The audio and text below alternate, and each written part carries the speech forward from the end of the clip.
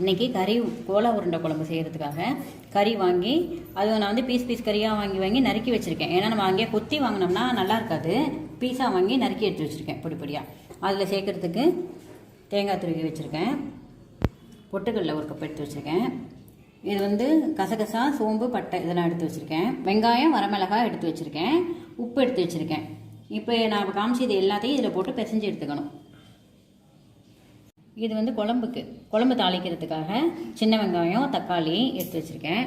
இது புளி கரைச்சி ஊற்றணும் குழம்புக்கு, அது புளி எடுத்து வச்சுருக்கேன். மிளகாத்தூள், மல்லித்தூள் எல்லாம் வீட்டில் அரைச்ச தூள் இது கலந்தது எடுத்து வச்சுருக்கேன். தாளிக்கிறதுக்கு பட்டை, சோம்பு, இலையெல்லாம் எடுத்து வச்சுருக்கேன். மஞ்சத்தூள் எடுத்து வச்சுருக்கேன். குழம்புக்கு வந்து தேங்காய் அரைச்சி ஊற்றணும். அதில் வந்து தேங்காய், கசகசா, பட்டை, சோம்பு, ஒரு 5-6 பூண்டு பல்லு போட்டிருக்கேன். இதை வந்து அரைச்சி எடுத்துக்கணும். குழம்புக்கு வந்து தேங்காய் அரைச்சி ஊற்றணும். இந்த தேங்காய் அந்த நம்ம முதல்ல சொன்ன மாதிரி தேங்காய் கலவை எடுத்து வச்சுருக்கேன்.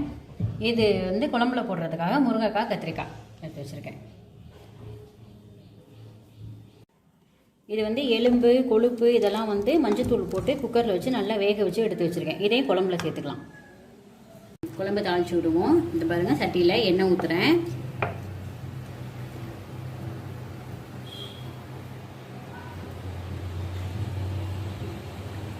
இந்த சோம்பு, பட்டை எல்லாம் போட்டுக்கலாம். பட்டை, சோம்பு போட்டுருக்கேன்.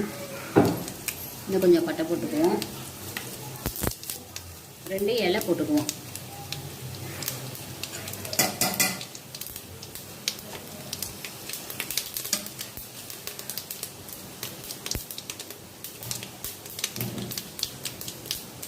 சோம்புலாம் நல்லா பொரிஞ்சிருச்சு. வெங்காயம், தக்காளி போட்டுக்குவோம்.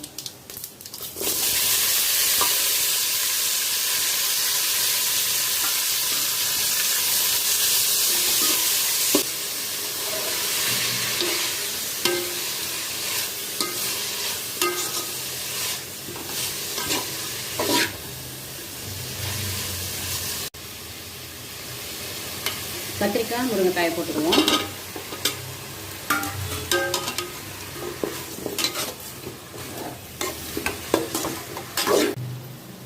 மஞ்சத்தூள் போடுறேன். நான் ஒரு 4 ஸ்பூன் மிளகாத்தூள் எடுத்து வச்சுருக்கேன். இது எல்லாத்தையுமே போட்டுருவேன்.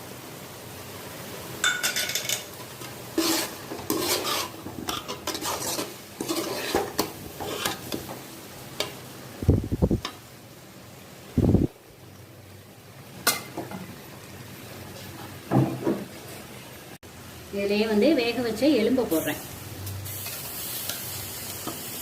எலும்பு, குடல், கொழுப்பு எல்லாமே இருக்கு.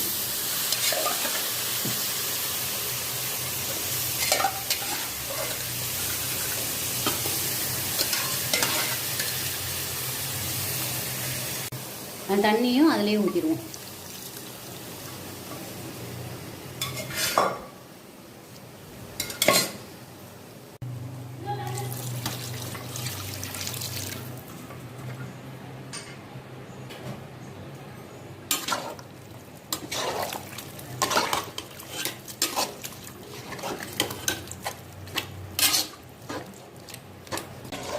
வாங்க நம்ம போய் உருண்டை ரெடி பண்ணிட்டு வந்துடுவோம். இப்போ நம்ம கறியில் எல்லாத்தையும் கலந்து பிசைஞ்சிக்குவோம். பாருங்கள், 1 கப் தேங்காய். இது வந்து 1/2 கிலோ அளவு இருக்குது இந்த கறி. இதில் 1 கப்பு தேங்காய் போட்டுக்கலாம். அப்புறம் 1 கப் பொட்டுக்கடலை போட்டுக்கலாம். 2 வரமிளகாய் போட்டால் போதும். 2 வரமிளகாயை அப்படியே பிச்சு போட்டுக்குவோம். அதில் பிச்சு போட்டுக்கிறேன். 1 பீஸ் பட்டை போட்டுக்குவோம். கொஞ்சம் சோம்பு, கொஞ்சம் கசகசா,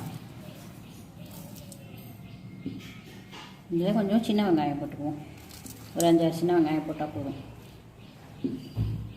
கொஞ்சமாக உப்பு போட்டுக்குவோம். இந்த கறிக்கு தேவையான அளவுக்கு மட்டும் உப்பு போட்டுக்குவோம்.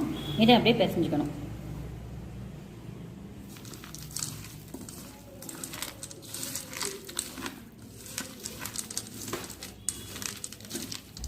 இதை வந்து நம்ம மிக்சியில் போட்டு நல்லா நைஸாக அரைச்சி எடுத்துகிட்டு வந்துடுறேன்.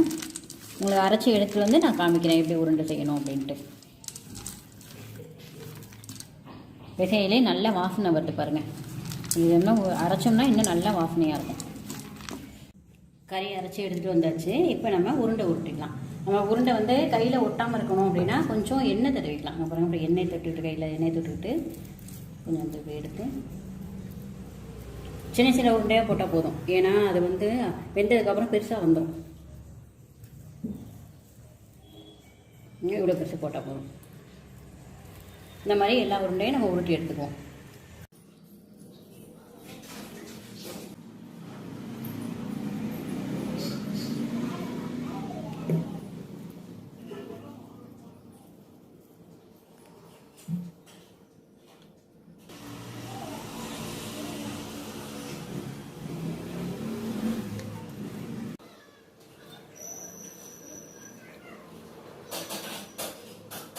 உருண்டையெல்லாம் உருட்டி எடுத்தாச்சு, ரெடியாக இருக்குது. இப்போ நம்ம குழம்புல போடுவோம். எல்லா உருண்டையும் ஒன்றா போட்டுறக்கூடாது, 10 10 போடுவோம்.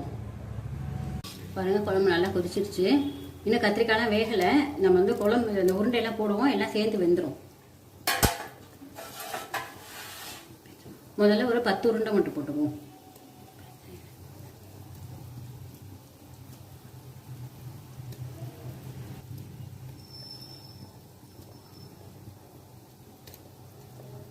ஒரே இடத்துல போடாமல் கொஞ்சம் தள்ளி தள்ளி போடணும்.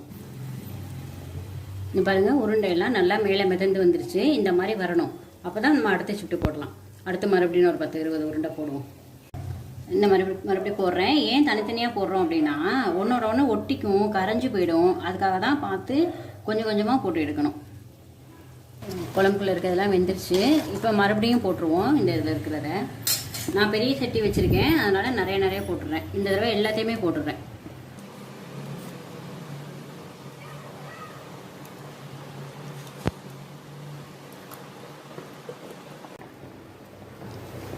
எல்லா உருண்டையும் வெந்துக்கிட்டு இருக்கு. நம்ம கரண்டியை போட்டோம்னா கரைஞ்சிரும். இப்படியே ஸ்லாப்பி விட்டோம்னா கொஞ்சம் நல்லாயிருக்கும்.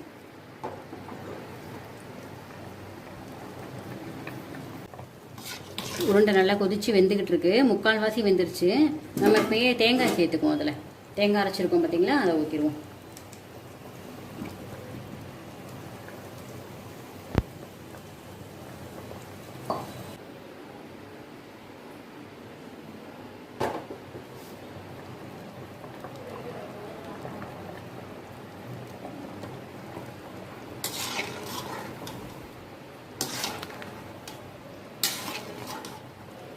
குழம்பு நல்லா கொதிச்சு ரெடி ஆயிடுச்சு. இப்போ புளி ஊற்றிக்குவோம்.